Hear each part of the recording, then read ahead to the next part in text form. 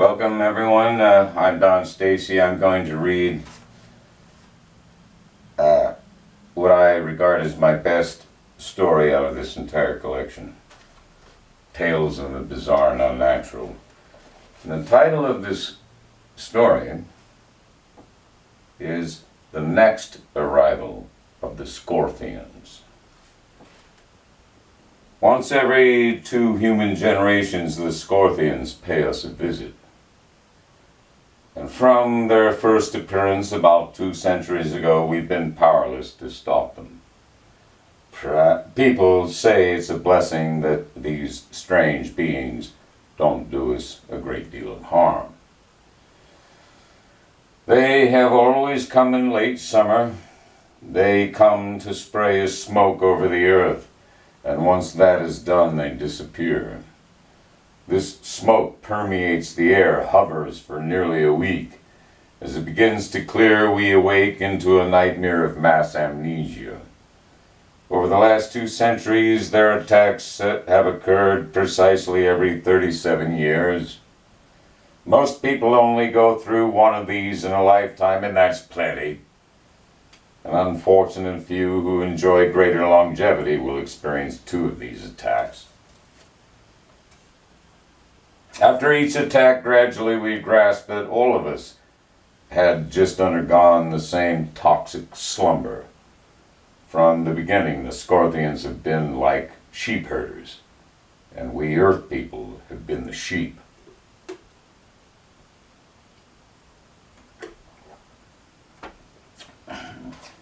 Ever since they came on the scene, we've debated among ourselves whether these beings are doing us some sort of harm, long term, that we're unaware of.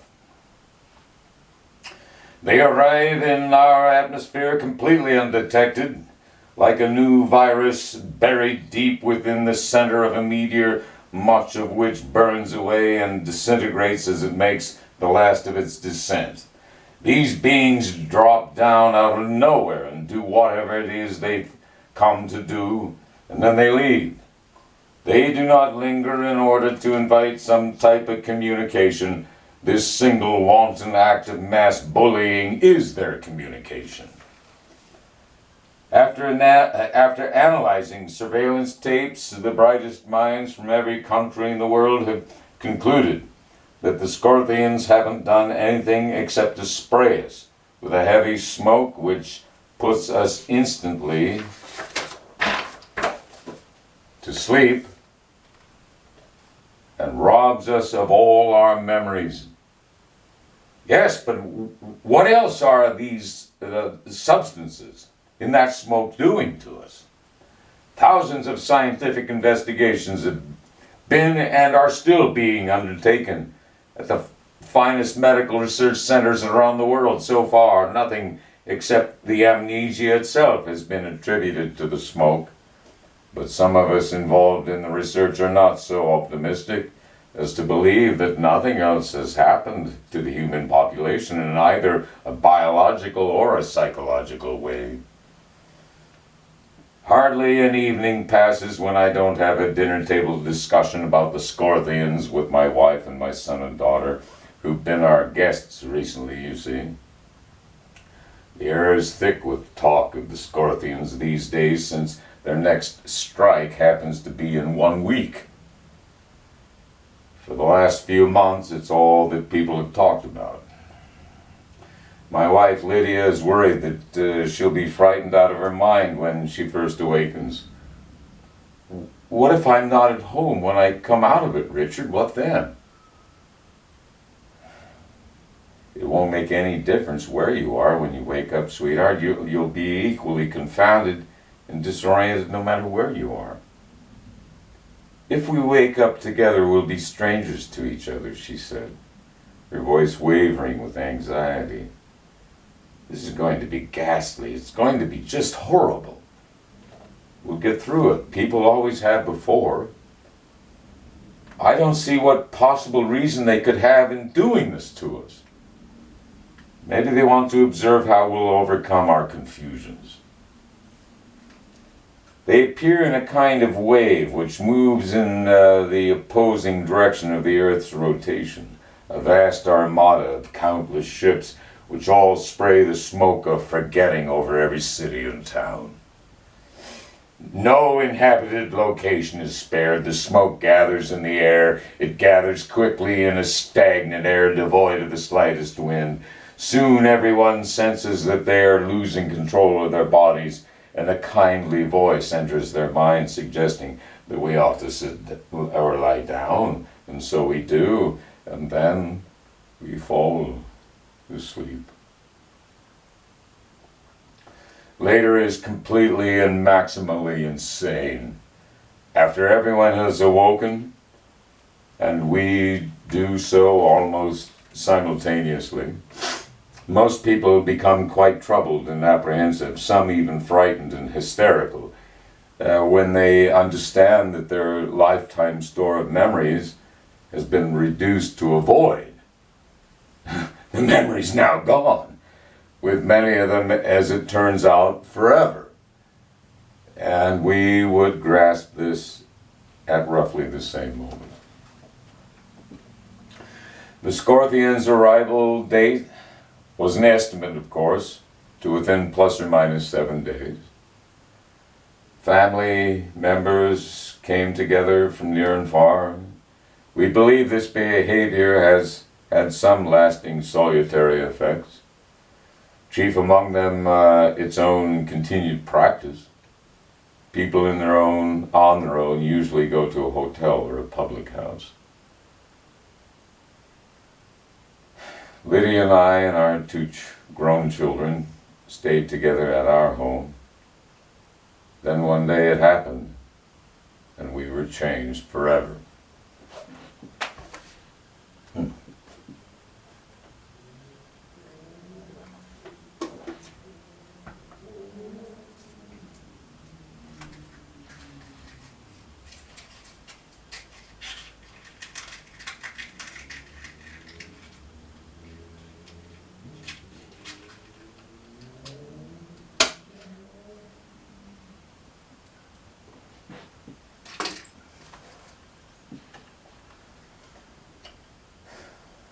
We all found ourselves sitting in the living room when we woke up.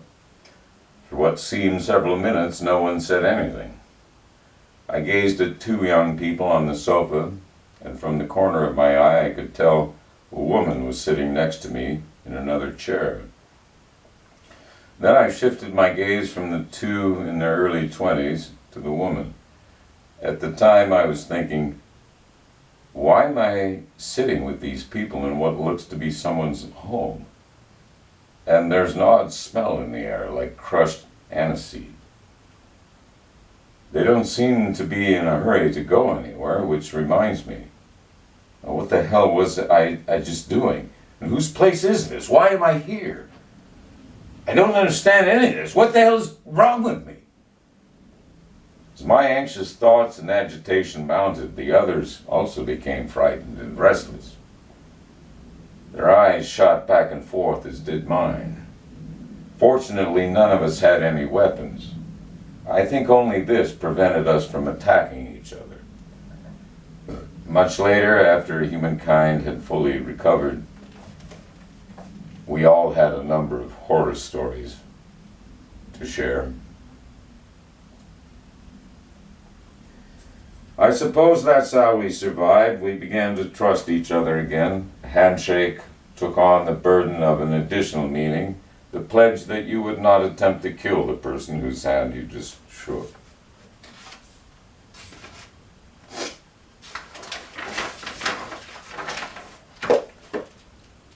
The real mystery is how any of the millions of families have remained together throughout all this, having somehow successfully transformed people without identities into approximations of their prior selves.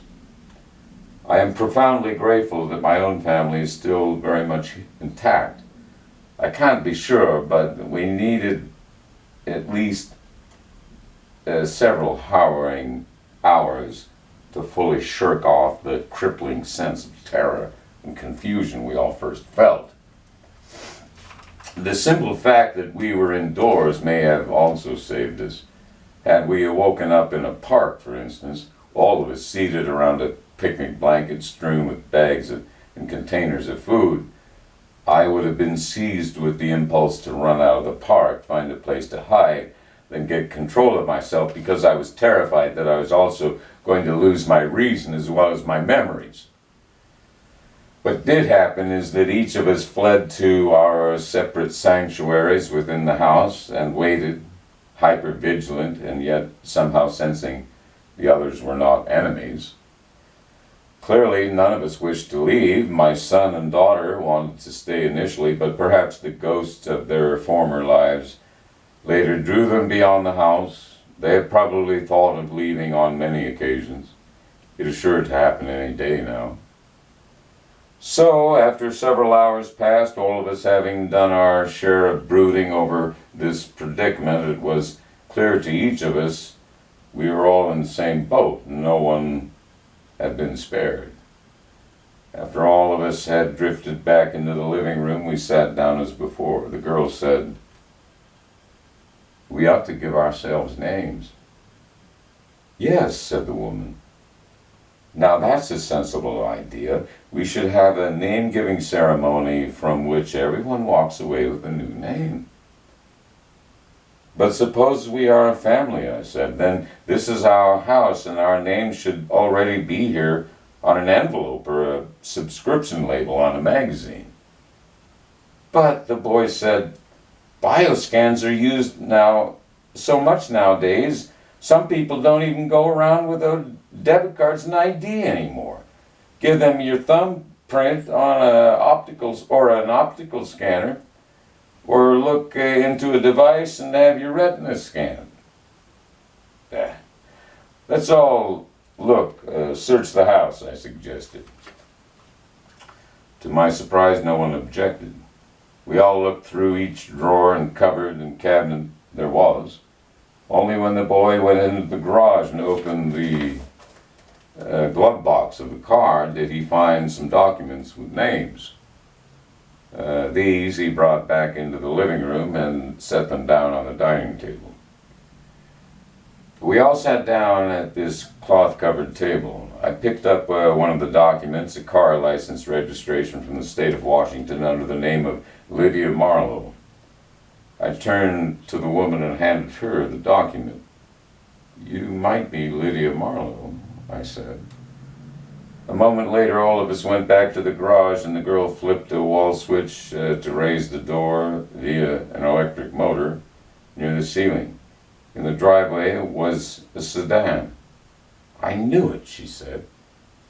She went to the car and tried to open the door on the passenger side, but it was locked.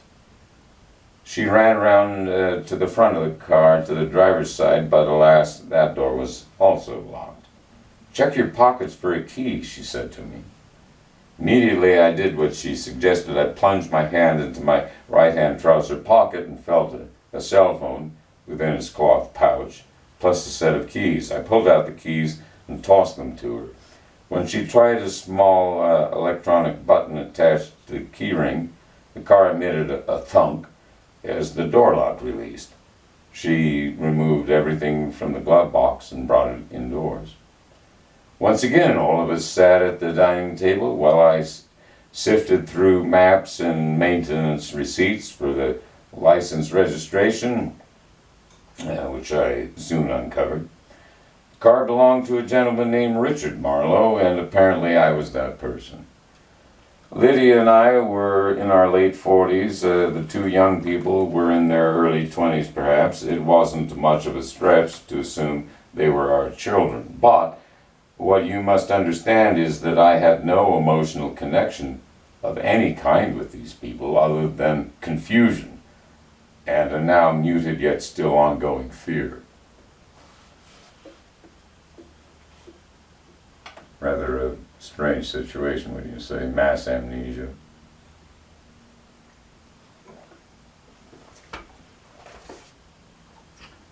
Truly, it would be horrendous.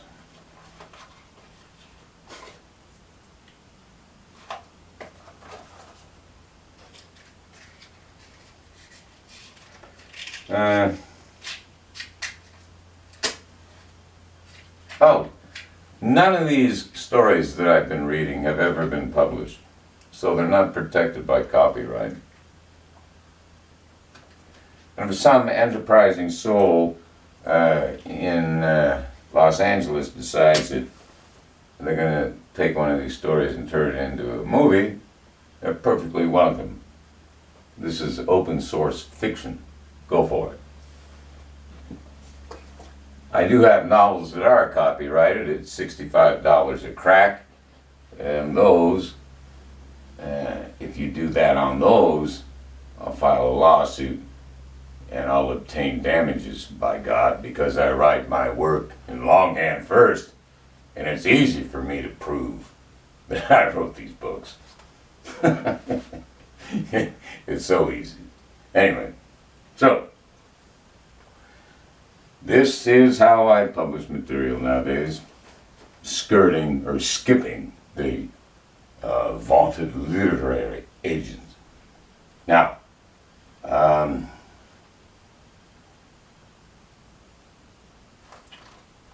so Marlowe knows his name at least. He knows that he's married to Lydia. All of us did our best to return to normal life, although at first this was merely misunderstood yearning. The Scorthians had destroyed normal life on Earth. Inexplicable urges to go to certain places came over all of us. As the days went on by, we were all discovering what we used to do for a living, and certain kinds of memories, learned skills, swiftly returned.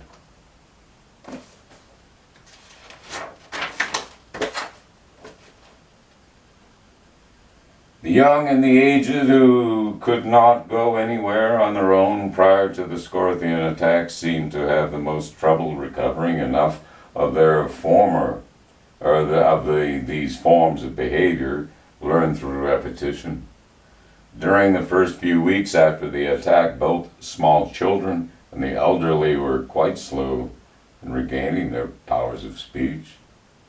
After gaining that initial understanding that they were not in immediate danger, they retreated into a watchful, anxious silence, and some have remained like that ever since.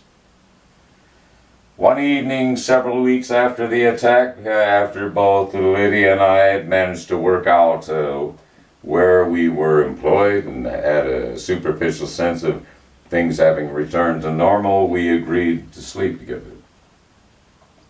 Prior to this, as a form of gentlemanly courtesy, I had chosen to sleep on the sofa in the room which was filled with books from floor to ceiling.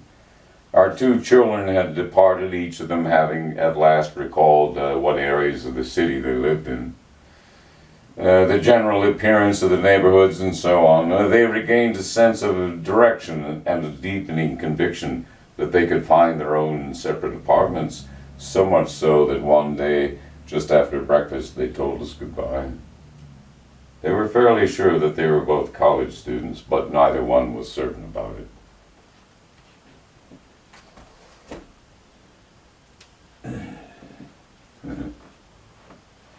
Truly an interesting situation, all hypothetical, of course, based on the premise of mass amnesia.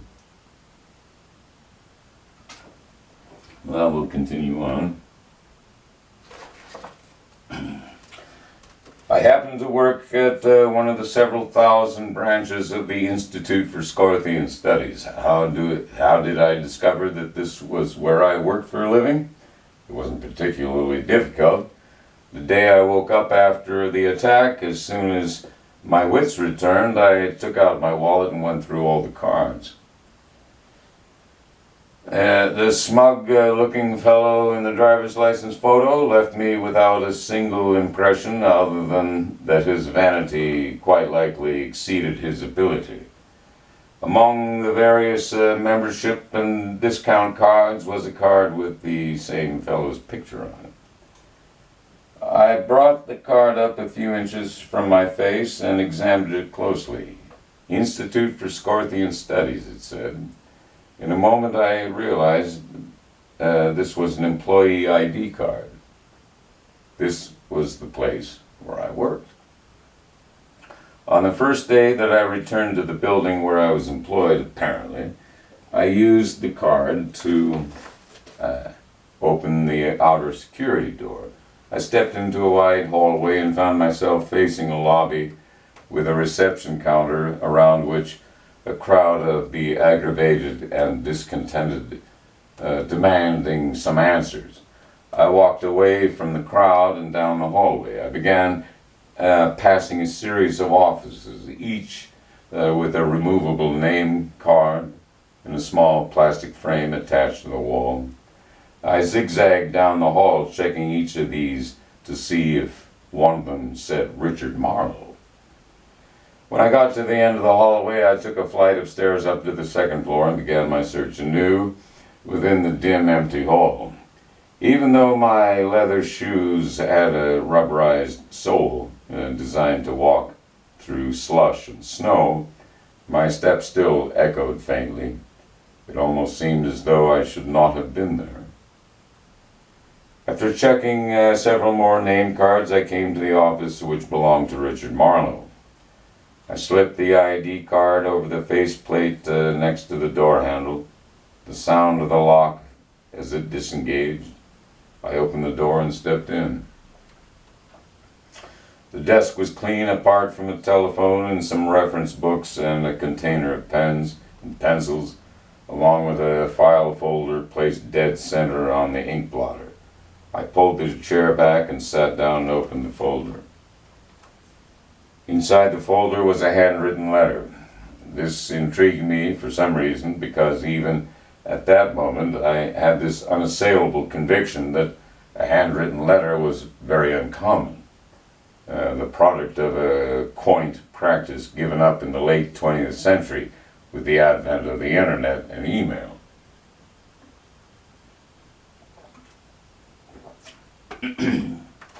Richard, this letter you yourself wrote at an earlier time prior to the attack. You are reclaiming yourself, regaining yourself, otherwise you never would have found this office. I don't know what you are feeling, but it must be terrifying. Every personal account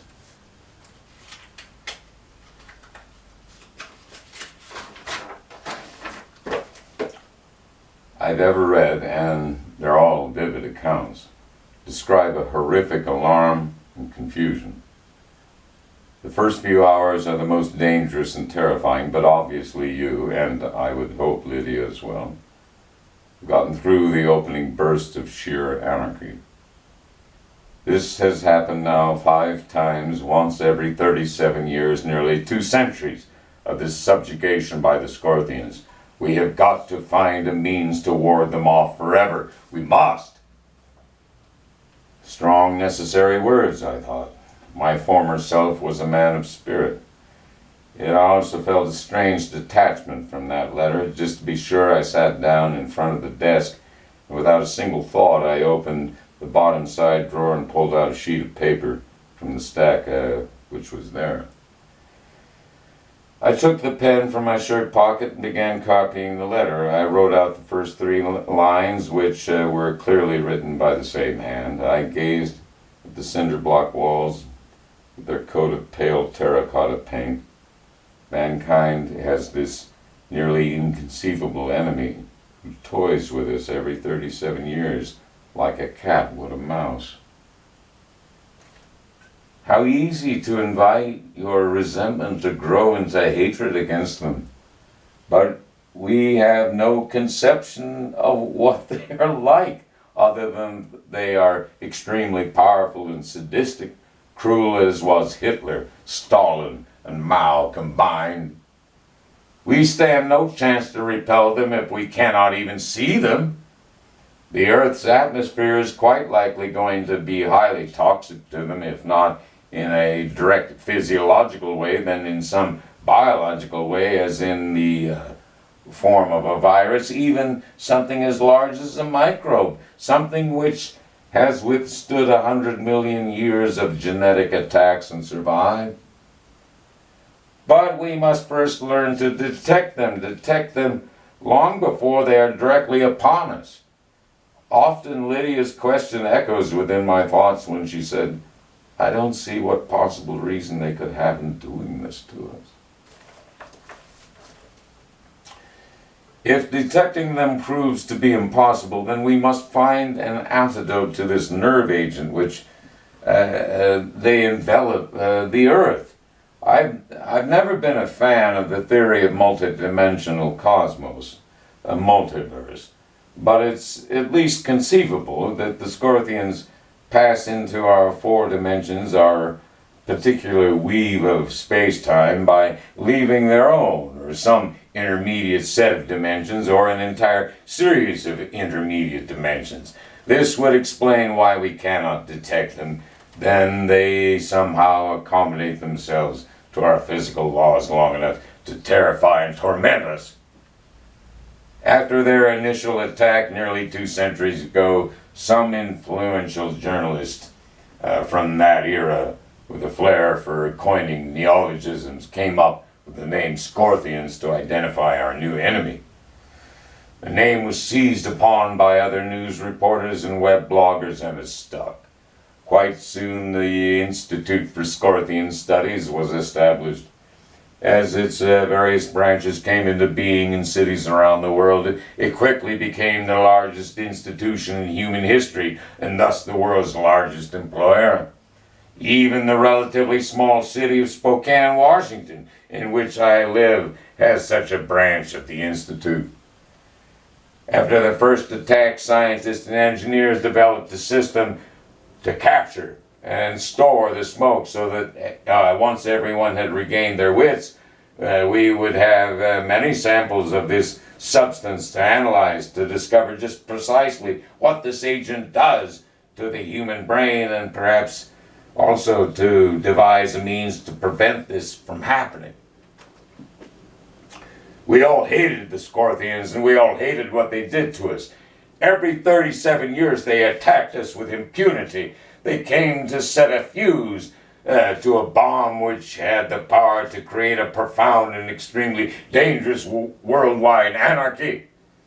It was almost as though the Scorthians were determined to see how long it would take before human beings intentionally destroyed their own kind, their own species.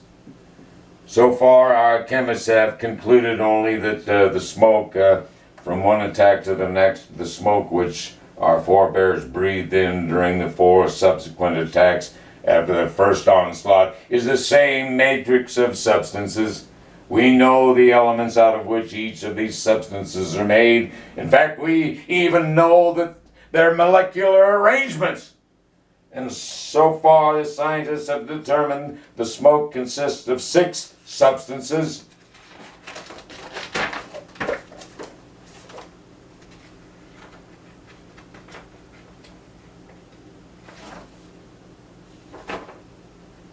The next 3 days,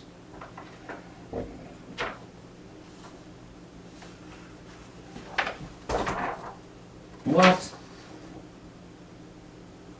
Oh.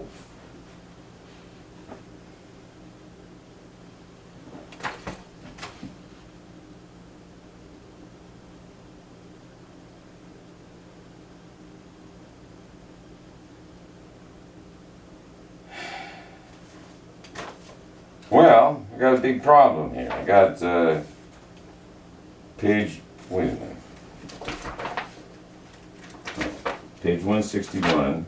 Ah, here we go. I was afraid some pagination problem. All of which have psychoactive properties. 6 substances. One theory has it that they are all present because they must all work in concert to produce the effect of amnesia. If we could introduce an agent that would destabilize that interplay, it could render the smoke ineffectual. As the days and the weeks and months passed after the attack, life gradually returned to normal. Talk of the hated Scorthians subsided. Morale at the Institute for Scorthian Studies was very low, however, and this